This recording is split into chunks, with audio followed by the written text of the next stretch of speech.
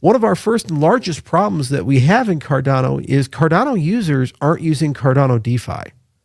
This is very different than saying no one's using Cardano. Times are tough in crypto right now, and a lot of people are piling on Cardano. Specifically, critics are saying it's a dead project. Cardano is always going to have its diehard adherents. They're the ones that are saying it's just evolving. But look, there's kind of been enough FUD out there to force Charles Hoskinson to come out and quasi-officially respond to the criticism. Objectively speaking, though, we see TVL, or total value locked, that is shrinking. User growth is stalling. So it's probably fair to ask whether or not Cardano has lost its way. This is a video in which I'm going to examine the data, the decisions of the Cardano leadership, and kind of the deeper macro forces shaping its future as a project, because things are kind of tough right now, as you've seen, I'm sure. And what happens next could define whether Cardano fades into history or alternatively stages one of the more impressive comebacks in cryptocurrency.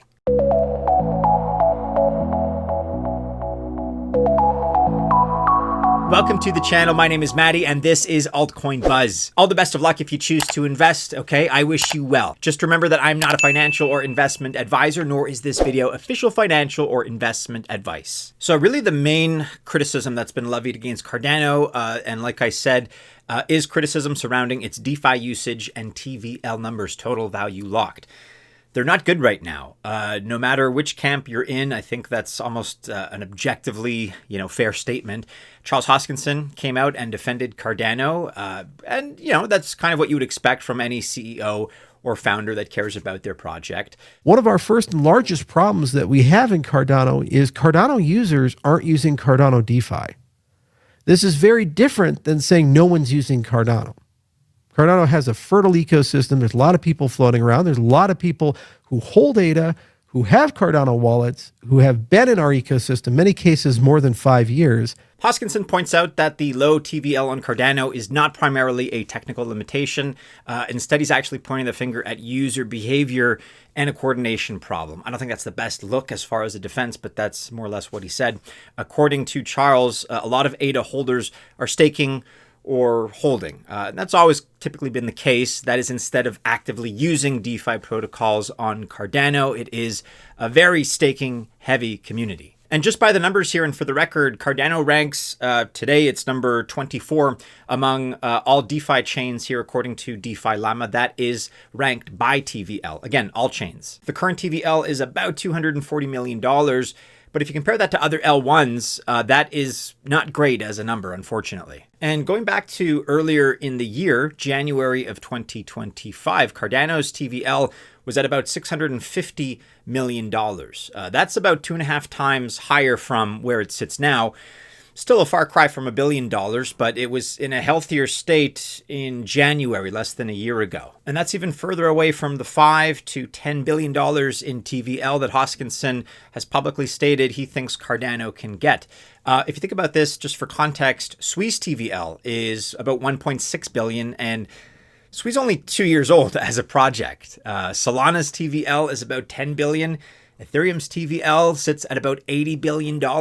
So some much healthier numbers there in terms of total value locked. Certainly this is a weakness for Cardano any way you look at it. Let's take a closer look now at some of the numbers behind ADA staking. We currently have 36.5 billion ADA in circulation, and of these, Pool Tool is saying here that 21.78 billion are currently staked. So that gives us about a 57% staking percentage, or around $11.5 billion at the current ADA price. That itself is a good number. Again, there are disadvantages of that many being staked as far as a double-edged sword kind of effect, but if you're looking out for staking, that is very solid. That is a leader among any chain. But it's not the best out there in terms of metrics. And according to Coinbase here, we can consider the current staking percentage for SUI and the SUI token.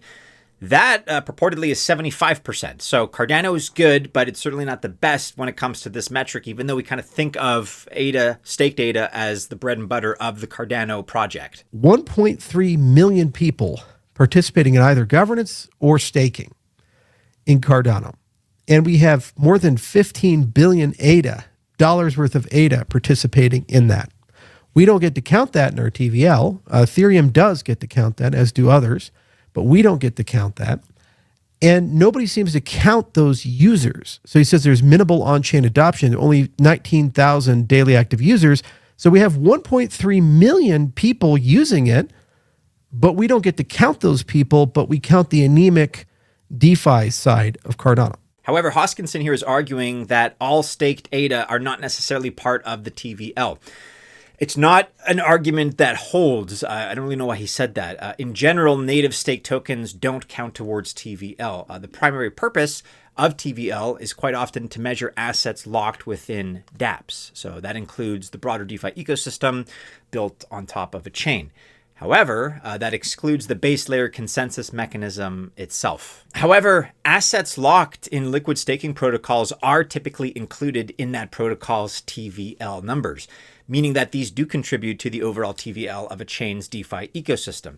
Just think of, for instance, Lido for ST-ETH. So Ethereum's DeFi TVL includes Lido's TVL because, of course, in essence, staking is a form of locking value. However, the type of staking determines its inclusion in standard so-called chain TVL metrics. So native consensus staking is usually separate. DeFi protocol staking, including liquid staking, is part of TVL. So this is unfortunately proof that Hoskinson's remark about staked ADA not being in the TVL number, it does miss the mark as a comment. And I don't know why he said it, because presumably he does know better. The numbers don't lie. And TVL for Cardano is low, and DeFi on Cardano is showing very little activity. So that is kind of the criticism here and the criticism to his response. With that in mind, let's see what Charles and Cardano plan to do in order to solve this issue. So the problems here are very much on the table. It's a question now of what Cardano, the leadership, the team, and Hoskinson are going to do in response concerning those problems. Because there's a little bit more to it as well. For example, Hoskinson acknowledges a few things. One is that the network's low activity impacts the partnerships and the liquidity potential. And then another issue is that the lack of external integrations then further limits on-chain adoption. So it's kind of like a catch-22 situation, actually, a bit of a vicious cycle. Hoskinson worded things differently. He mentions that these issues create a, quote, chicken and egg loop for the ecosystem here. And he has proposed a few solutions. There are two that he recently advocated. The first of those two is linking Cardano with Bitcoin. Of course, he's mentioned this on all kinds of different occasions. And secondly, using real-world lending to pull in liquidity. These two proposals combined should help to boost Cardano's DeFi TVL. And then another boost should also come in the form of the Midnight Network. We've covered this pretty extensively. This is a privacy-focused sidechain. The Midnight airdrop claim has recently ended. REFERRAL is another card that Cardano can play. This is a microfinance platform, and its main initiative is to target African markets. Now, both Midnight and REFERRAL can integrate with BTCFI or BTCFi on Cardano. As a result of that, you can lend ADA as well as BTC and convert these into stablecoins if you want, meaning you can use these in real-world lending protocols. Okay, and then a major network upgrade that we have to discuss here in the pipeline is the Leios Upgrade. This is aimed to introduce a parallel block structure, meaning that it's going to enable various transaction streams rather than just one linear chain. And so in other words, purportedly, it should increase the chain's transaction speed. There is even some talk out there of 10,000 TPS or transactions per second. However, this is a theoretical TPS figure. It remains to be seen whether or not that's going to be accomplished in practice. It's always in practice that counts, right? Now, currently, Leios has moved from just kind of pure research into more of an active engineering status. But still, there's no timeline for its launch. We don't have any of that information available. Cardano, of course, is very well known in cryptocurrency for its rather slow but thorough and diligent pace. I've compared them before to the rock star of cryptocurrency. That's the studio behind Grand Theft Auto. They release their games when their games are ready. So this is a launch that could happen well into 2026. I think that's likely. I think at the earliest, that's what we're going to see. However, just be aware that launching Leios is not a golden ticket. It's no guarantee of a better user experience either. Other factors here that can also play a role is if you think of ecosystem adoption, DeFi usage protocol integration, or sidechains, again, like Midnight. All of these are, maybe smaller variables, arguably, but cumulatively, they all play a part in this story. And by the way, when it comes to that number that I mentioned, you should not immediately expect 10,000 TPS. This is an engineering goal. This is not a guarantee of live network performance. The speed benefit is real, and it's promising as far as what they're saying. However, temper your expectations. Very likely, this is going to be a gradual kind of thing. So do not expect an overnight switch to be flipped and instant 10,000 TPS. That is very, very unlikely to happen. So look, altogether, Cardano's current DeFi, it's not great. The state of that could be a lot better. However, Hoskinson acknowledges this, is not denying it at least, and is working on solutions. Knowing Cardano's operating style and pace, this could take some time for all the pieces to fall into place.